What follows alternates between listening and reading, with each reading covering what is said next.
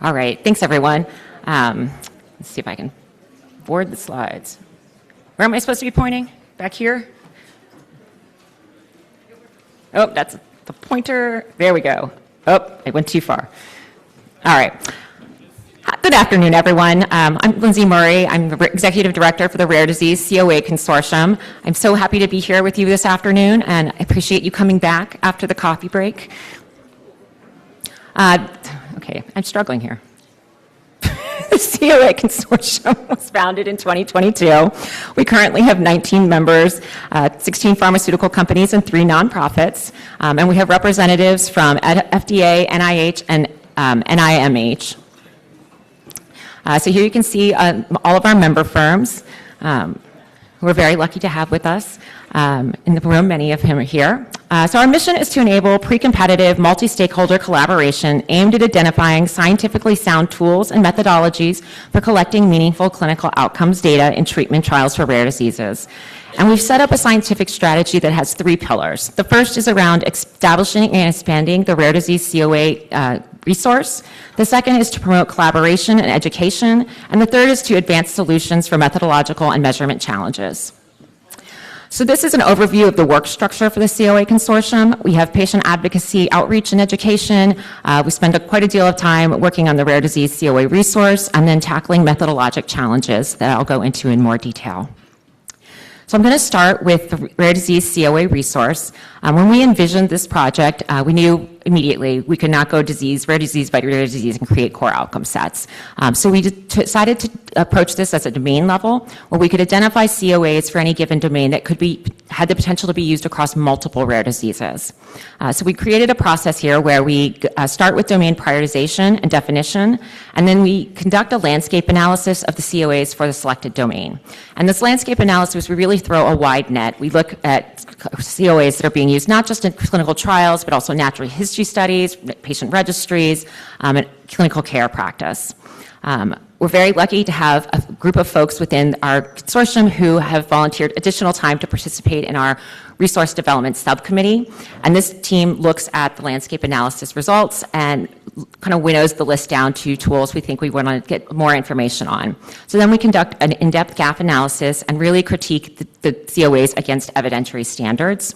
And then this resource development subcommittee comes back and looks at the gap analysis results and winnows it down again to tools they think are really going to be viable as potential to support COA-based endpoints. We go through a consensus process, so for every domain we convene advisory panels that always include at least one caregiver representative and frequently involve other clinical experts to review the results of the gap analysis and make sure that what we're proposing to include in the resource makes sense and there aren't any big missing pieces. What's been really special about these advisory committees is because of the caregiver participation, we get a lot of contextual feedback from them on things they like or don't like about the tools, where they have pain points, and also where the tools may be fine, but there's gaps in the coverage of their actual lived experience. So we've been able to collect that information and provide that contextual information along with the information in the gap analysis and made it all publicly available on our website. So you can follow the QR code here to the Rare Disease COA resource. And I want to highlight quickly just what the resource can and can't do. It can reduce the considerable time and cost associated with identification of relevant COAs. And it can aid in appropriate COA selection for individual programs by using the gap analysis for individual COAs, or you can actually compare COAs across any given domain. It can inform patient advocacy groups of COAs available to measure outcomes of interest to them and potentially include in patient registries or natural history studies. But what I want to emphasize is what it can't do is it is not, inclusion in the resource does not ensure that it is fit for purpose. The COAs that are in this resource have, I think, been de-risked in great detail because you have up to 25 people looking at it, from sponsors to clinical experts to regulators, and saying these are the ones we think are the best, but you still have to do your due diligence. So currently the resource focuses on pediatric non-oncologic patient populations, and we have completed 8 domains, including gross motor function, fine motor function, self-care, communication and language, sleep disturbance, sleep impact, pain severity, and pain behavior, and are currently working to expand into fatigue. I'm just going to quickly show some uptake numbers where you can see that consistently over the years, more and more people are accessing the resource. And then I think importantly, we designed the resource to really support selection of COAs for primary and secondary endpoints, and that's the main reason that people are accessing the tool. So I think that's a nice marker of success for what we designed it for. Our second pillar is around promoting collaboration and education. So I was moderator for a session at an international rare disease conference last March, as well as I participated in several speaking engagements and presented posters at DIA and ISOQOL. We were very excited this year. We won the 2025 winner for outstanding poster presentation at ISOQOL, so that was a nice recognition there. We were pretty excited. We also want to continue collaborating with external people to help drive methodologic innovation and shared insights. So one of our nonprofit member firms is the International Rare Diseases Research Consortium, and they participate in our coordinating committee, and I participate in their interdisciplinary scientific committee. I also participate in ISOQOL's Regulatory Health Technology Assessment and Engagement SIG and the Child Health SIG. Many of our consortium members also participate in many of these groups and others within ISPOR. So it's a great way for us to make sure that we're staying up to date on the latest trends in rare disease and interacting with colleagues that we might not be able to otherwise within the confines of our consortium. Our third pillar around advancing scientific strategy, advancing solutions for methodological and measurement challenges, we were very pleased to publish a study on study designs and crafting endpoints for gene therapies development programs, where we reviewed 12 approved gene therapies from FDA, EMA, and PMDA and extracted information related to study design, endpoint design, long-term follow-up requirements, and then really looked at how what we learned there could be applied to future clinical trials. We also have a project on video-based COAs in rare disease, or the VCORD project, and this project is wrapping up. But this was a cross-consortium collaboration with the COA Consortium, and the group came together and put together a two-part manuscript series. So the first part is focused on selection, development, modification, and migration considerations when using a video-based COA. And then the second part is really a review of the operational considerations. So the first paper focuses on why you would want to use video-based COAs, and the second part really focuses on the technical nitty-gritty things that you need to consider to successfully implement VCOA, video-based COAs in your trial. This was, I think, a great opportunity for collaboration with the COA Consortium. We were able to bring rare disease COA experts with both practical application and from both the vendor side and from the sponsor side together and look at where we were and create what we think are best practices for using video to capture data in clinical trials. We also, I think this highlighted the success of our cross-consortium collaboration. This is our first attempt at this. We're the youngest and smallest consortium in the COA program, so I know PCEC and ECOA have been doing this for a long time. This was our first shot, and I thought it went very well.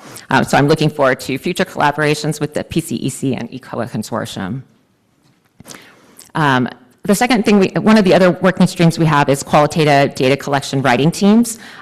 These have been an evolving process, but we have two manuscripts that have been developed. The first called Evidence Generation. Alex, if you could move out in front of my slide.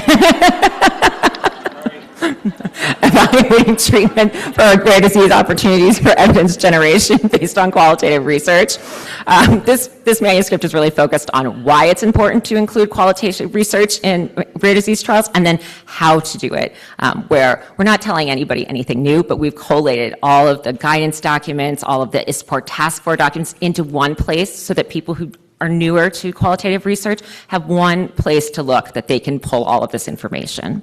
And while we were doing that project, we started thinking about, well, how is qualitative research being used in regulatory decision making? So some of us broke off and did a review of new drug and biologic approvals from 2022 to 2025 to really look at how qualitative research is being used. We looked at approval of drugs that were approved, so looked at all of the publicly available approval documentation to see where mention of qualitative research came up. And I'm not going to talk too much about this one because my colleague Nicola Williamson is actually going to be presenting on some of our findings from this study tomorrow. Our latest initiative was launched in April 2025 and is the Pediatric Cognition Working Group. This initiative came about because when we looked at expanding the resource, the first domain everyone has mentioned from the beginning is cognition. We want to measure cognition. This is what's important to patients and caregivers. This is important clinically. And, what we know, though, is the tools we have aren't doing a good enough job. And so there was no point in just cataloging tools that we know don't work the way we want them to. So a group came together from our consortium to really take a step back and look at what aspects of cognition are we actually talking about in a clinical trial setting, and are coming together now to create common definitions that we can use so that we're all talking about the same thing when we talk about measuring cognition in clinical trials. So they're working on that first paper really around those definitions, and then we envision that we'll go on to make recommendations for what are best practices when conducting these assessments. We're hoping to do a number of roundtables to bring in outside voices as well, because we know there's a lot of expertise outside of our consortium as well. So this project I find very exciting because this is a huge unmet need in the rare disease community, and being able to take some steps forward to move this forward, I think can really contribute to the field. So keep an eye out on things coming out from here. For 2026, looking forward, we decided to set some new goals for ourselves. So we want to identify opportunities to increase member engagement. We want to identify opportunities to better support member programs where they are now, and potentially launch at least one new initiative to probably tackle new methodologic challenges that we're facing as these other projects wrap up. We want to promote the Rare Disease COA Consortium, as well as the Rare Disease COA resource externally. So we've talked about utilizing webinars, podcasts, social media campaigns, and we also want to look at where we can potentially collaborate with some of the external stakeholders as well to talk about issues relevant to rare disease. And as we continue to expand the rare disease resource, we want to identify new domains of interest to pursue. So the key takeaway messages I want to leave you with are the Rare Disease COA Consortium accelerates COA selection across rare disease programs. It provides opportunities to collaborate with key stakeholders across the rare disease drug development pipeline, and advances solutions to key methodologic challenges in rare disease trials. None of this could be done without being driven by cross-industry collaboration. I'm so grateful to those of you in the room who have participated in the consortium and helped us move all of this work forward. And for those of you in the room who have rare disease programs and aren't working with us yet, I would welcome you to come and work with us as we continue to move forward successfully.